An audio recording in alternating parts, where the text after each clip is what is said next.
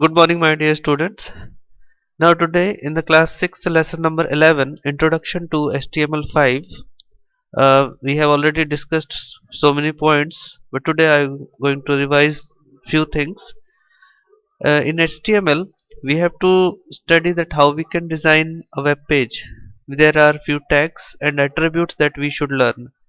HTML is a designing language, and we can design the page with color, text, some kind of motions you can give, so many more things that you can include in HTML. Few basic things that we must know about this language that I'm going to discuss. The internet and emerging technology has become a vital part of our life. The internet presents information in the form of website. These websites consist of millions of pages called web pages, which contain text, graphics, video, audio, and links to other pages called hyperlink. This means when we are talking about websites, how we can use the website. Without HTML, we can't develop a website. And internet is the way by which information is shown to us. For every information, we must know the link, and every link will open a website. That website may contain some text, graphics, videos, audios, some advertisements also. So everything is included in some pages. Have you ever wondered that how these web pages are created? This means that generally we are not thinking about that how these pages are being created, but we must know the facts. Which language is used to write these web pages? The answer is HTML. HTML is the most widely used language to design web content for the internet. In this chapter, it will be introduced that basic of this technology. Means you will be able to develop page, you will be able to write the codes for the page. Few editors we will use, uh, that is that is of your choice, that which type of editor you want to use. And notepad is the basic editor which is present in almost all the computers that we are using. What is HTML? HTML stands for Hypertext Markup Language. It is a complete code package that allows the user to create web pages that contains both text and graphics. All we browse are designed to understand and interpret this language. Let's analyze the term HTML. Means it is having the full form Hypertext Markup Language. It is a complete code package, and there are many syntax, many formats. Every format is having its own tag and attributes that you must know. You have to learn all these things. If you forget to learn, you can find it over internet, and you have to type it properly in the notepad. Otherwise, your browser will not be able to understand, and it will not show the proper output as you want. Now the browser will understand the code which we are giving. So how it is going, how the message is going to the browser and how it is interpreted by the browser, that is very means easy to understand, because the words we have used in this HTML tag, it is very much similar to its work. If you can identify the word, definitely you can identify its work also. Now the hypertext is a piece of ordinary text that has a special feature of linking to other documents or web pages. So when you click on the hypertext, it opens a new page.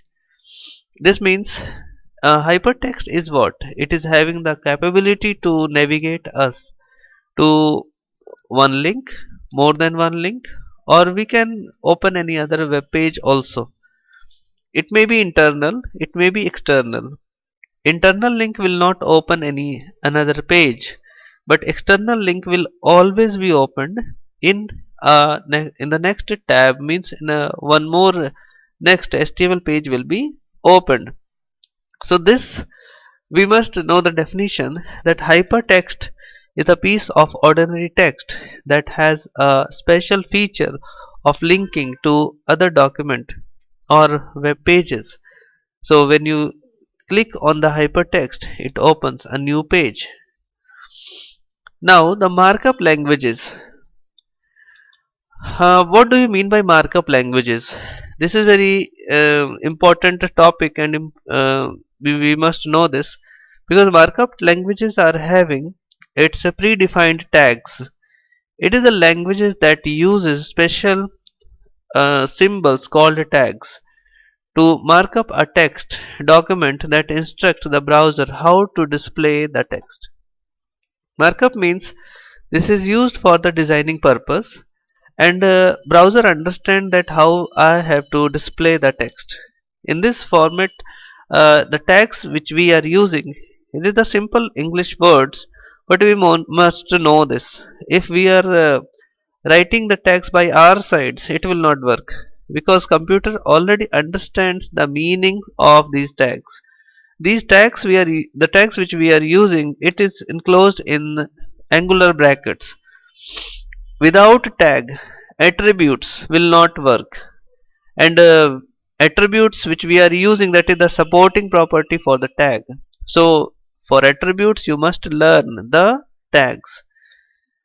Markup languages are solely concerned with classifying the part of the document according to their functions, like indicating which part is the title of the document, which part is the heading and the subheading, and so on. Means in HTML it is the different forms and different parts are there that will understand that which part will indicate the which portion of your HTML page.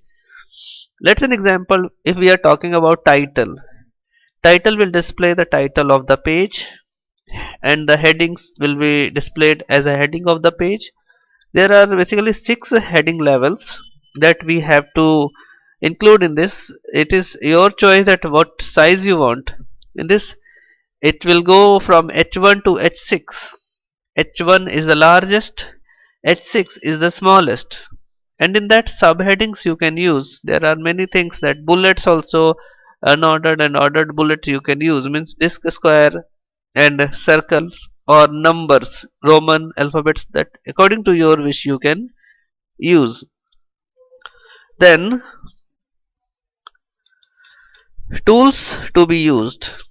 We require 2 basic tools to work with HTML document. HTML editors for creating and saving the documents, and browsers for viewing the documents. We must have a software to develop. It is basically present in our computer. This is the notepad. By default it is present in our computer, and any other also if you want you can use. And browsers, there are many browsers that we are using, so any browser according to your wish you can use. Now these two are very much freely available in our computer, no need to install it from outside. For example, if your computer is not having anything, then also operating system will provide you notepad in your computer, and one by default browser you will get, that Internet Explorer. So these two basic softwares are only needed to develop a web page. Then mainly 2 types of HTML editors are there. WYSI editor. Basically this is a concept that what you see is what you get. In this no need to type HTML code. In this type of editor no need to learn HTML codes. You can drag and drop. This type of web editor allows a developer to see what the end result will look like while the document is being created. Means it will show you the output, that how it will be created or how you can see at the end of creation. You are not supposed to learn the tags and attributes in this. These editors provide various tools and graphical interface where the web pages are designed. While using a WYSIWYG editor, users may not require the knowledge of HTML commands.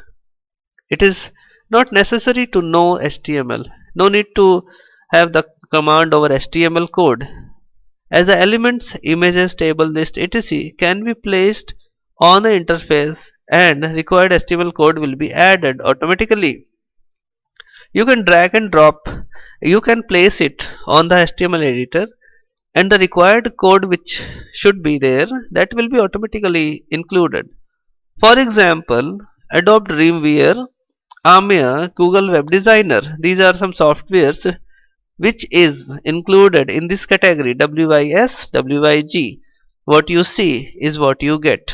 So this is the category which we can use. This is the type of software which is using this facility to drag and drop. You are not supposed to learn HTML code in this format. And the second one is text editor.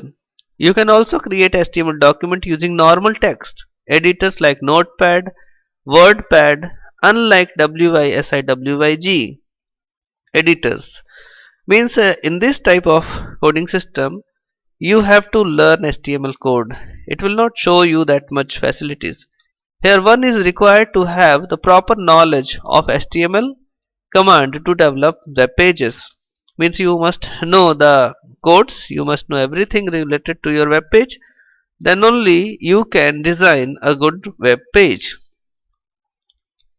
Thank you students for today's class. Please go through the book, read your book properly, and if you have any doubt you can ask me. Thank you.